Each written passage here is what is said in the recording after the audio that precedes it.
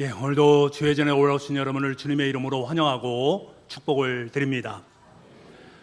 오늘부터 시작해서 우리는 7주에 걸쳐서 소아시아의 7교회에 대한 부분을 함께 나누기를 원합니다. 우리 교우들과 함께 트리교회 성지순례를 다녀오면서 이 도시를 함께 보았습니다. 그 도시를 통해서 하나님께서 왜 사도 요한에게 이 소아시아 7교회를 통해서 교회의 모습이 어떤 모습이 바른 모습인가, 너희 교회들이 그렇게 바른 모습으로 세워지길 원하는가 하는 그 마음을 느낄 수가 있었습니다. 주님은 이들 교회를 통해서 현재를 살아가는 우리들에게 너희들의 신앙은 어떠한 모습으로 살아가야 되는지, 그리고 현재 우리가 속해 있는 주님의 몸된 교회는 어떠해야 되는지 하는 것을 선명하게 보여주십니다.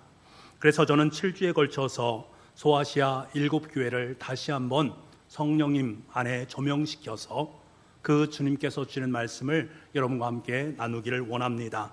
소망하는 것은 이 시간을 통해서 여러분의 각자의 삶 가운데 하나님의 뜻을 다시 한번 바르게 인식할 수 있는 시간이 되기를 원하고, 우리 교회적으로는 다시 한번 우리 교회가 어떠한 모습으로 세워져 가는 것이 합당한 교회의 모습인가 하는 것을 함께 묵상하고 고민할 수 있는 그러한 시간이 되기를 간절히 소망을 합니다. 에베소라는 도시는 굉장히 외적으로 웅장하고 화려한 도시입니다.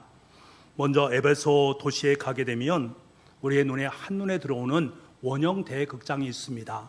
한번 사진으로 보기를 원하는데요, 이것이 바로 에베소 도시에 있는 원형 대극장입니다. 또 하나의 사진요, 이렇게 굉장히 넓은, 이곳엔 무려 24,000명가량이 수용될 수 있는 아주 크고 웅장한 규모를 갖고 있습니다.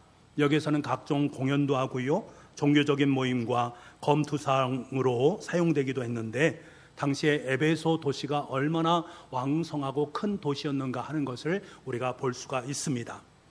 에베소 유적 가운데 가장 훌륭한 유적 하나를 꼽으라라고 하면 셀수스 도서관이라는 곳입니다. 셀수스 도서관, 그 다음 보여주시기 바랍니다. 그 다음 것도 보여주시기 바랍니다. 이것이 바로 셀수스 도서관인데, 지금은 지진이라든가 여러 가지 피해로 말미암아서 앙상한 뼈대만 남아 있습니다만, 그 당시로서는 굉장히 웅장하고 엄청나게 많은 양서를 보유하고 있었던 곳입니다. 이를 통해서 당시의 에베소 사람들이 얼마나 지혜를 추구하고 지식에 관심이 많았는가 하는 것을 알 수가 있습니다. 도서관 옆에는 이 두란노 서원이라고 추정되는 곳이 있는데요, 사도 바울은 이 두란노 서원에서 2년 정도를 머물렀습니다. 그러니까 셀수스 도서관을 2년 정도 머무르면서 이곳을 여러 번 방문했다라는 것을 우리는 추측을 할 수가 있습니다. 그만큼 사도 바울과도 굉장한 연관성을 가지고 있는 곳이 바로 이 셀수스 도서관이라고 할 수가 있습니다. 이런 학문적인 탐구 못지않게 그들이 또한 성적으로도 굉장히 문란했습니다. 공부만 열심히 한 것이 아니라 성적으로도 참 문란했는데, 도서관 옆에는 그다음 여기 원래 창녀촌인데 지금은 흔적만 남아 있습니다. 그 자리에서 공부하는 사람을 계속해서 유혹을 했다라는 것들이지요. 그 다음을 보게 되면 저 발자국이 장녀총으로 오라, 와서 함께 즐기자, 그런 것을 얘기하는 증표로 지금도 남겨져 있는 것을 보게 됩니다. 그러니까 그 당시 그곳에 있는 웅장한 도시에서 엄청난 많은 일들이 이루어지고 있음을 우리는 읽어낼 수가 있습니다. 그리고 이곳은 황제 숭배의 아주 중요한 거점 도시였는데요, 하두리아누스 신전이 이곳에 있습니다. 신전인데 이 신전뿐만 아니라 다른 여러 가지 신전들이 계속해서 즐비하게 놓여 있는 곳이 바로 이 에베소 도시였습니다. 그리고 승리의 여신이라고 말하는 니케의 여신상이 이곳에 있습니다. 그 여신상 또 하나요, 보게 되면 그 여신양 옷자락에 보면 이렇게 나온 것, 나이키의 브랜드 아니겠습니까? 여기서 나온 것이 나이키 브랜드. 그래서 승리의 여신 니케의 조각상도 이곳에 있었습니다. 그리고 가슴에 유방이 24개나 달린, 그래서 사랑과 풍요를 상징하는 아데미 여신상도 이곳에 있었습니다. 이것은 제가 찍은 것이 아니라 캡처를 한 것입니다. 그리고 아데미 신전도 그곳에 남겨져 있는 것을 보게 됩니다. 그러니까 그곳은 당시에 황제 숭배가 굉장히 판을 치고 있었던 곳일 뿐만 아니라 우상 숭배가 너무나 횡행했던 곳임을 우리가 읽어낼 수가 있습니다. 그러한 도시가 바로 에베소 도시였다. 이러한 도시 가운데 에베소 교회가 있었습니다. 사도 요한 기념교회터가 지금도 남아있는데요.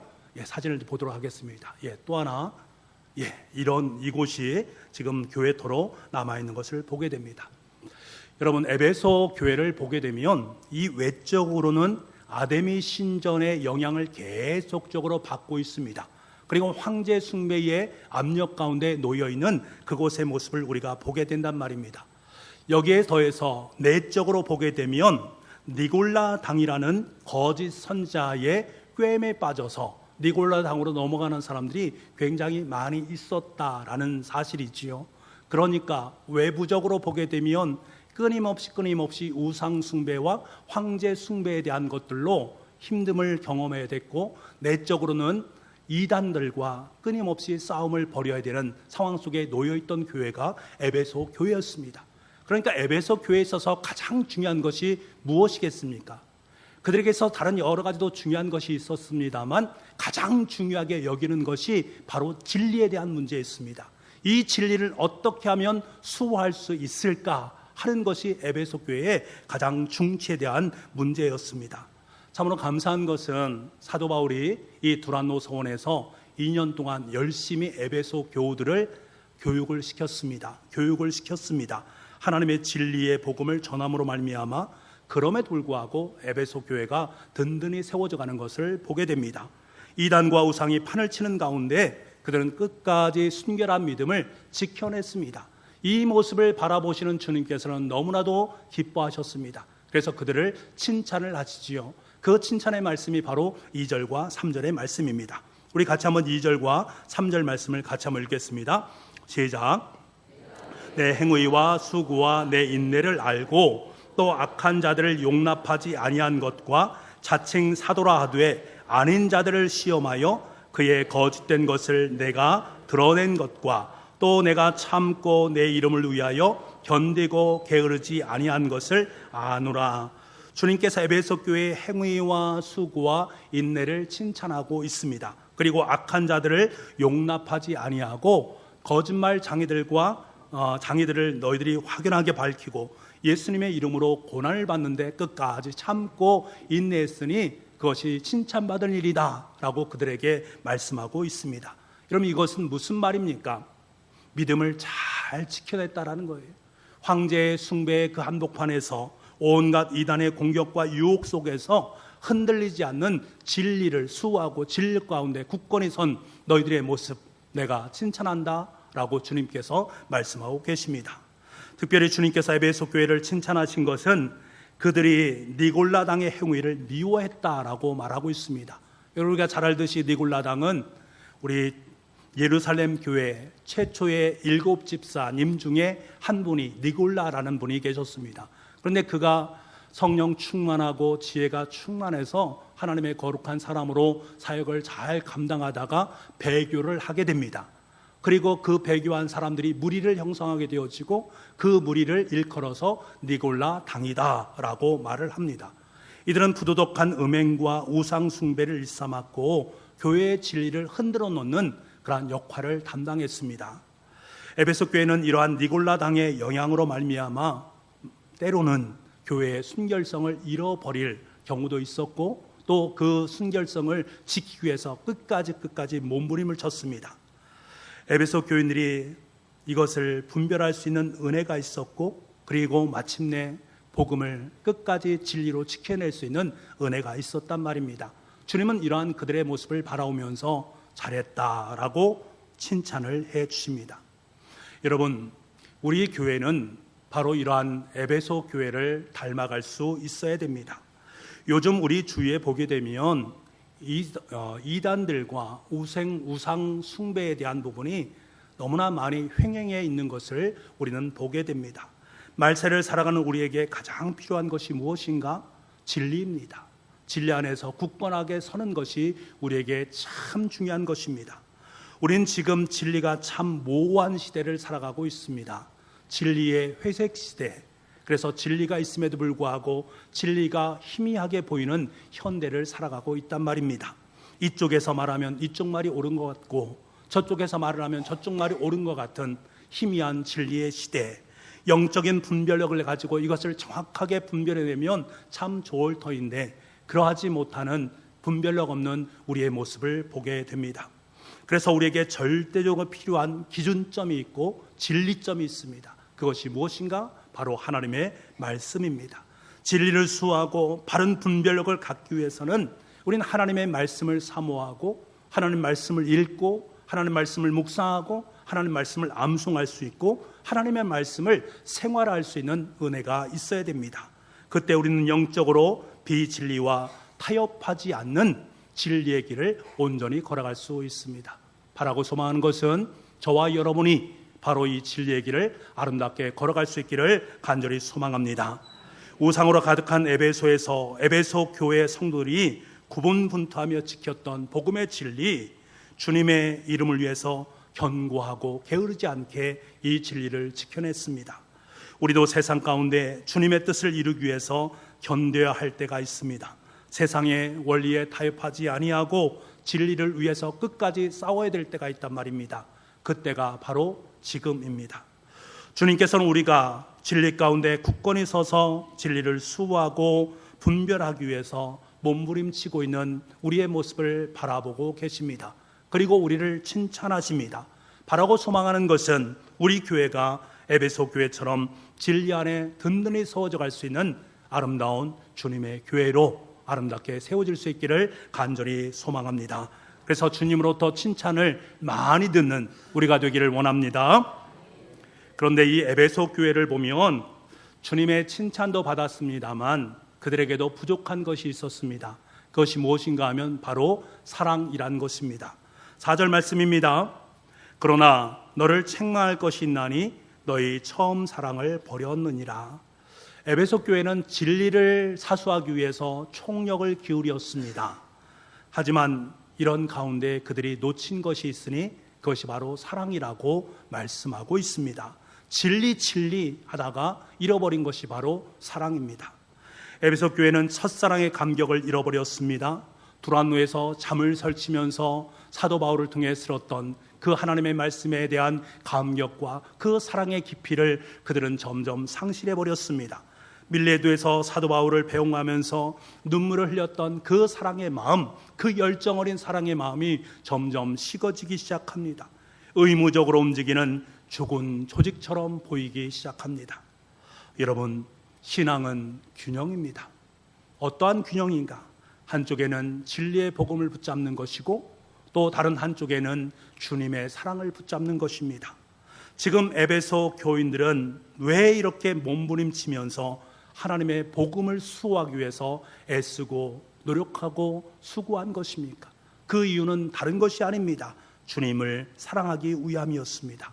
사도 바울로부터 복음을 들은 후에 그들은 감격해서 하나님의 사랑을 위해서 모든 헌신을 다했습니다.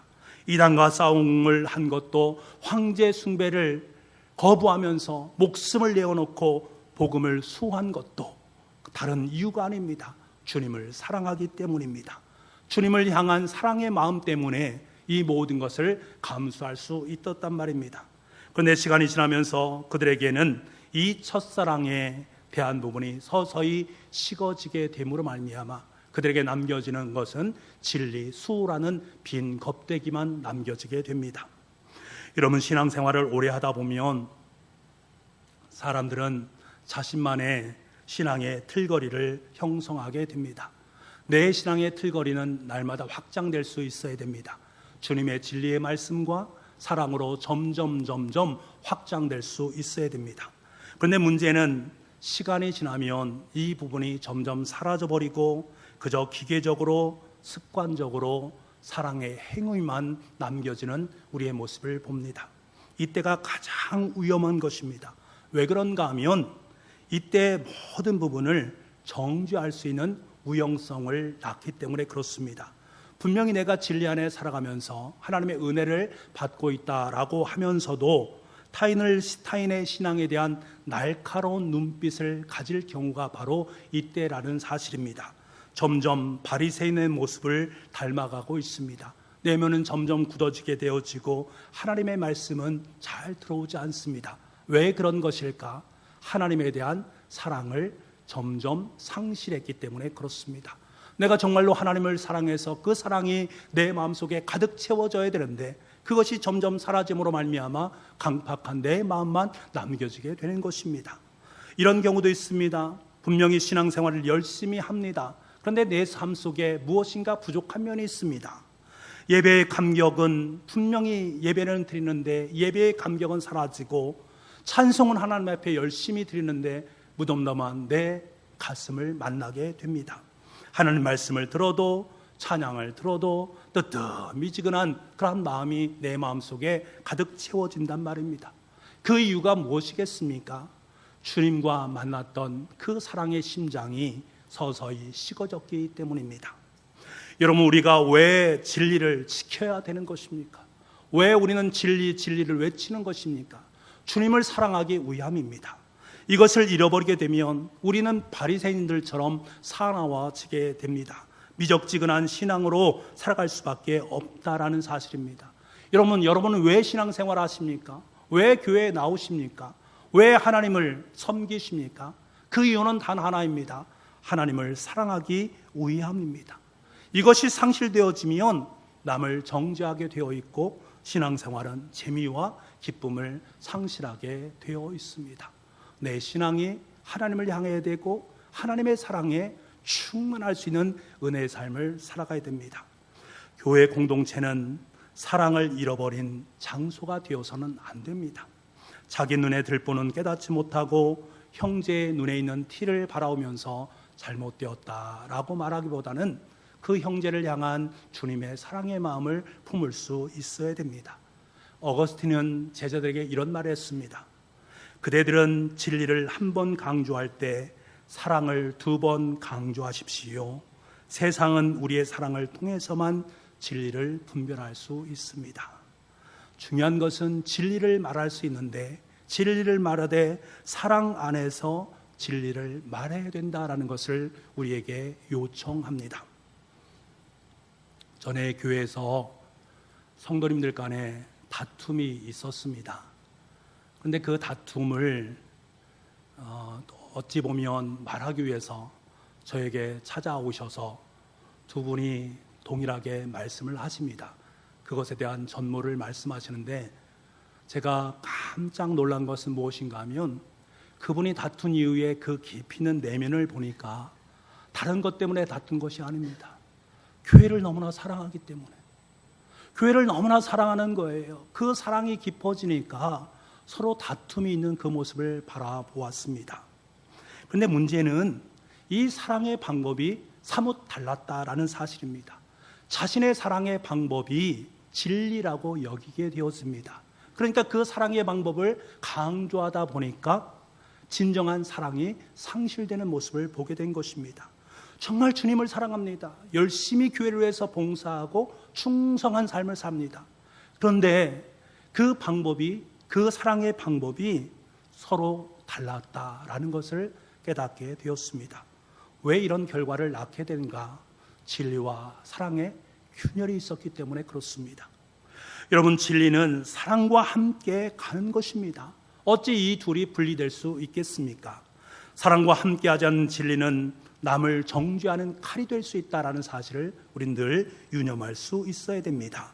오직 진리는 무엇을 통해서만 발견될 수 있는가?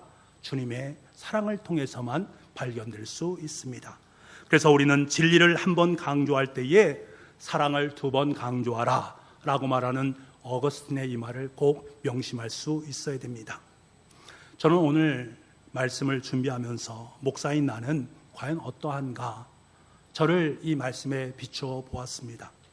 제가 목회자의 사역을 감당한 지 언 20년 정도가 되었습니다. 이 시간 동안 나름대로 저는 하나님의 말씀 앞에, 진리 앞에 서려고 부단히도 애쓰고 수고했습니다. 물론 부족한 면이 참 많이 있지요. 그럼에도 불구하고 진리의 말씀을 붙잡기 위해 부더니도 애쓰고 노력을 했습니다. 그럼에도 불구하고 제 마음속에 늘 드는 것은 참 목회가 쉽지 않다라는 생각을 품게 됩니다. 여전히 배워야 될 부분이 참 많이 있고 하나님 앞에 서야 될 부분이 너무나 많이 있구나 하는 것을 느끼게 됩니다. 요즘에 제가 뼈저리게 느끼는 것은 목회란 것은 한쪽에는 하나님의 진리의 말씀을 꼭 붙잡는 것이고 다른 한쪽에는 하나님의 사랑을 붙잡는 것임을 다시 한번 깊이 있게 깨닫습니다.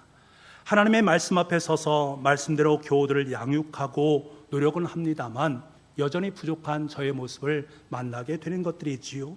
부족함으로 말미암아 때론 오해를 받을 수 있고 말의 실수로 말미암아 교우들에게 상처를 안긴 적도 있었고 때론 마음에서 부정적 기제가 작동할 때도 있었단 말입니다. 그때마다 마음속에 드는 생각은 그래 아직도 멀었어. 아직도 멀었어. 목회를 지금까지 했는데 여전히 멀었어 라는 자괴감이 듭니다. 이런 저의 마음, 우리 성도의 마음도 그런 마음 아니겠습니까? 내가 열심히 하나님의 나라를 위해서 하나님의 영광을 위해서 삶을 살았는데 때로는 나의 부족함을 하나님 앞에 느끼면서 난 아직 멀었어. 하나님 앞에 여전히 멀었어 하는 내 자신의 모습을 만나지 않습니까? 근데 저에게 오늘 말씀은 너무나 큰 위로와 소망과 기쁨을 허락해 주셨습니다. 얼마나 위로가 되었는지 저에게 눈물이 날 정도로 참 고마웠습니다. 그것이 무엇인가 하면 에베소 교회를 바라보시는 하나님의 자기 선언이십니다.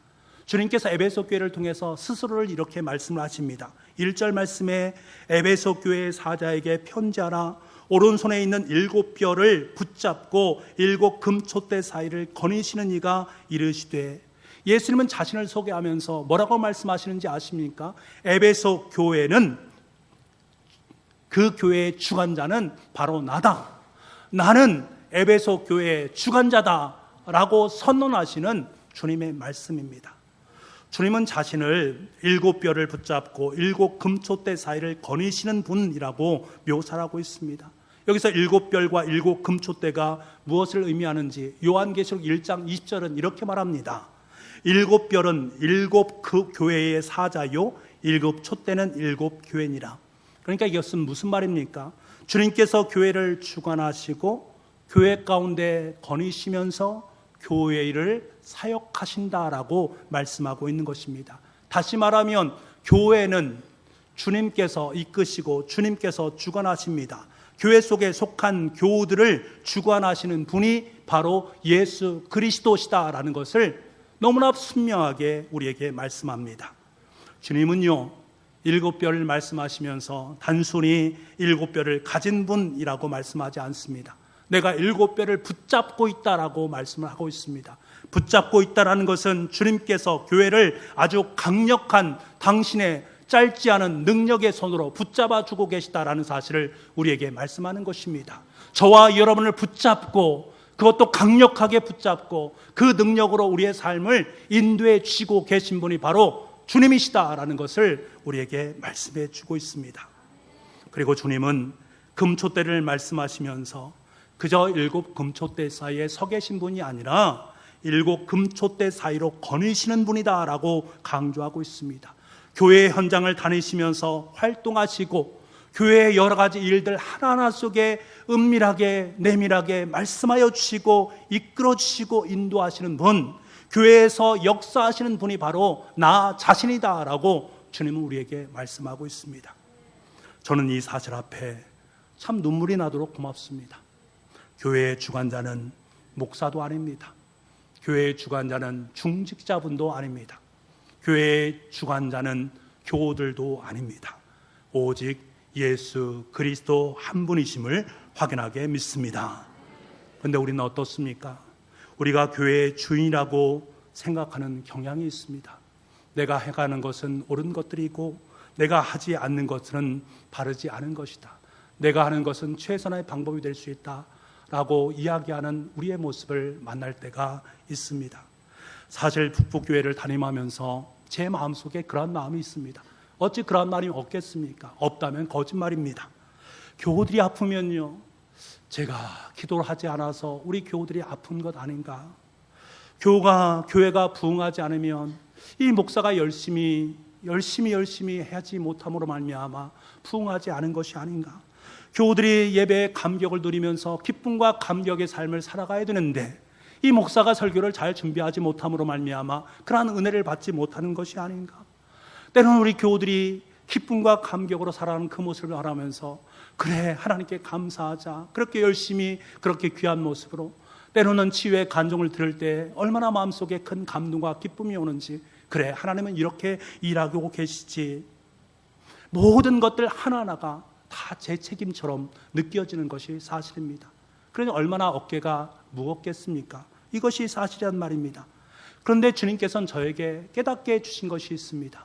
무엇을 깨닫게 하시는가 하면 교회에서는 주님 한 분이면 된다라는 거예요.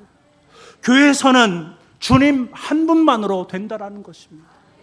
우리 인간으로 되는 것들이 아니라 하나님께서 허락하시는 주님의 능력과 힘으로 되어지는 것이다. 네가 교회를 경영하느냐?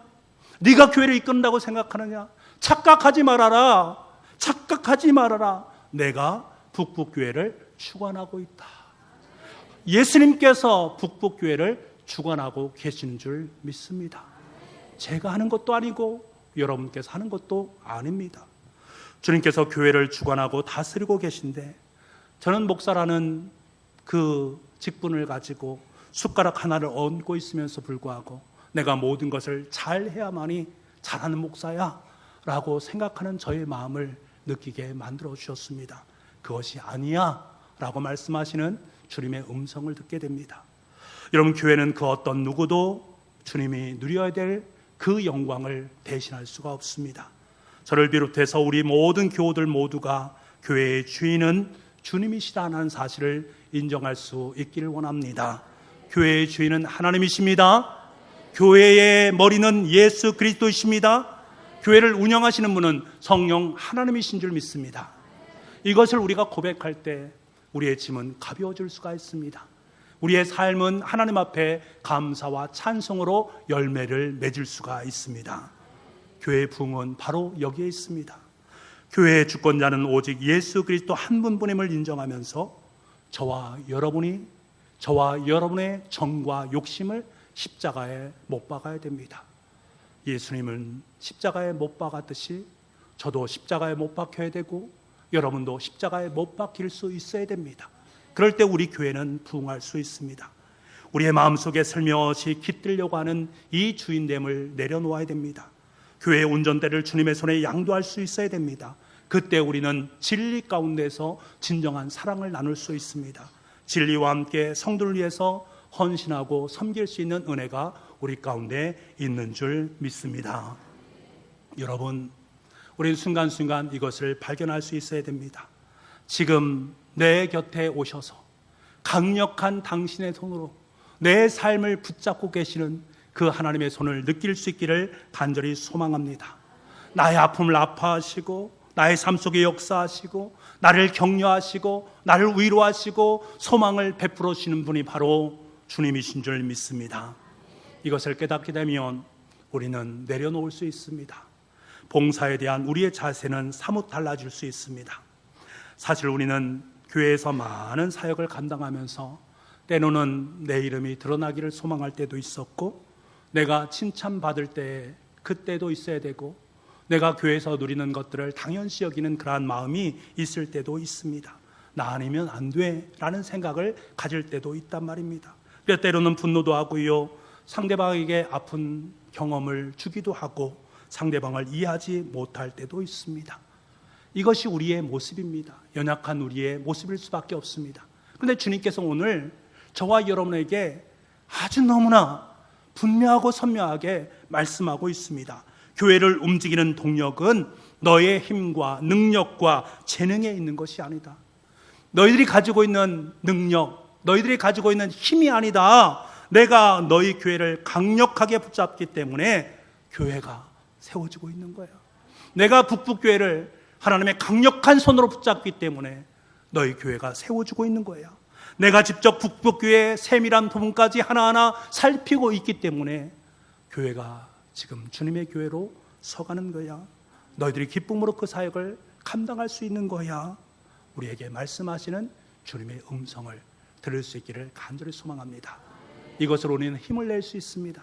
이것으로 진리를 수호할 수 있고요, 이것으로 우리는 사랑을 수호할 수 있습니다. 그리고 날마다 주님 안에서 기쁨과 감격으로 주님의 손에 붙잡힌 주님의 아름다운 일꾼들이 될 수가 있습니다. 바라고 소망하는 것은 이 은혜를 여러분이 날마다 바라보시면서 그 주님의 절대적인 손을 의지하면서 날마다 주님의 길을 아름답게 걸어갈 수 있는 저와 여러분 될 수 있기를 간절히 소망합니다.